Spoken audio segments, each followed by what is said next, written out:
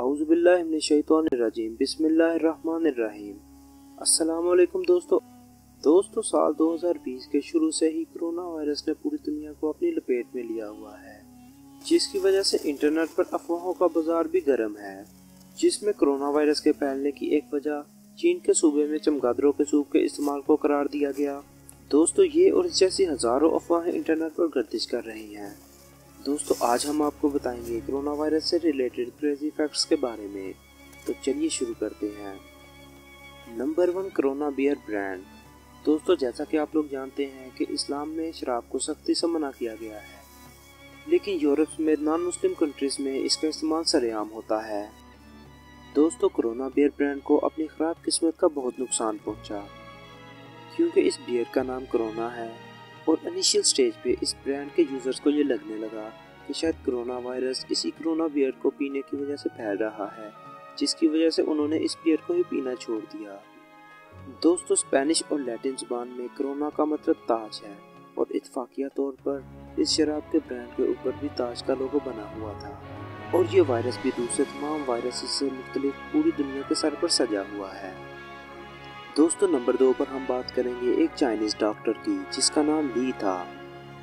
दोस्तों ली चाइना के सूबे वुहान के एक हॉस्पिटल में काम करता था। दोस्तों ली वो पहला शख्स था जिसने अपने कोलीग्स के साथ मरीजों को चेक करने के बाद किसी खतरनाक वायरस के आने का शुबा जाहिर किया था, लेकिन बदकिस्मती से ली उसी खतरनाक वायरस की लपेट में आके मौत के मुंह में चला गया। दोस्तों डॉक्टर ली की मौत के बाद वुहान की पॉपुलेशन का एक बड़ा हिस्सा अपने ही गवर्नमेंट के खिलाफ हो गया, जिसके बाद मुख्तलिफ सोशल मीडिया वेबसाइट्स पर वुहान गवर्नमेंट के खिलाफ मुख्तलिफ हैशटैग वायरल होने लगे, जिसे वुहान गवर्नमेंट ने जल्द ही सेंसर कर दिया। दोस्तों नंबर 2 पर हम बात करेंगे SARS या सार्स की, जो कि सीवियर एक्यूट रेस्पिरेटरी सिंड्रोम का मुखफ़फ़ है। दोस्तों कुछ लोग कोरोना वायरस को कोविड-19 भी कहते हैं, जो कि दुरुस्त नहीं, बल्कि कोविड-19 एक डिजीज़ का नाम है जो कि सार्स नामी वायरस से पैदा होती है। दोस्तों पूरी दुनिया में कोरोना वायरस से मुतासिर होने वालों की तादाद 1 लाख से बढ़ चुकी है और कोरोना वायरस से होने वाली अमवात की तादाद 3500 के करीब है।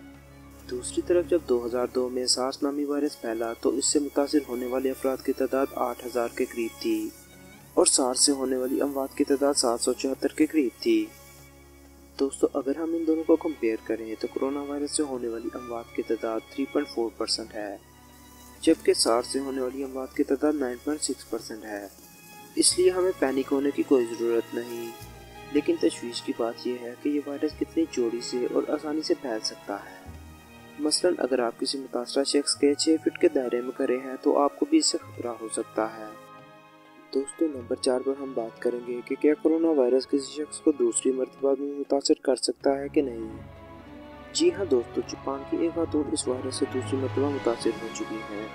जब उनकी हिस्ट्री का पता चला गया तो वो एक बस में टूर गाइड थी और लगता यही है कि बहुत ज़्यादा गैर मुल्कियों के साथ इंटरेक्शन ही उनको दूसरी दफ़ा कोरोना वायरस से मुतासर करने का सबब बना। दोस्तों नंबर 5 पर हम बात करेंगे कोरोना वायरस डिटेक्टिंग रोबोट की। दोस्तों अगर आप फरवरी 2020 में न्यूयॉर्क में थे तो आपको आइजैक असीमोव 1 के अदाद-ओ-शुमार मिल सकते हैं।